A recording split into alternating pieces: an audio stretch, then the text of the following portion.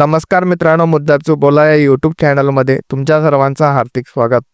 कालपासून सोशल मीडियावरती मथुर आणि बकासूरचे फॅन्स एकामेकांना ट्रोल करताना पाहायला मिळत आहेत. खरं तर याआधी 6 वेळा मथुरने बकासूरचा सेमीला पराभव केला. पहिल्यांदाच असं घडलं की बकासूरने हा मथुरचा पराभव केला आहे. मात्र याची मोठ्या प्रमाणात चर्चा सुरू आहे.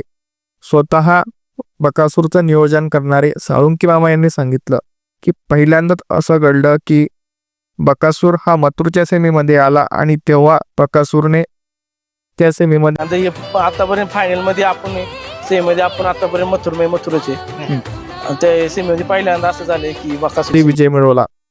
मात्र जर या दोघांची तुलना करायची झाली तर मथुरने आतापर्यंत बकासूरचा 6 वेळा पराभव केला, तर बकासूरने मथुरचा हा पहिल्यांदाच पराभव केलेला आहे.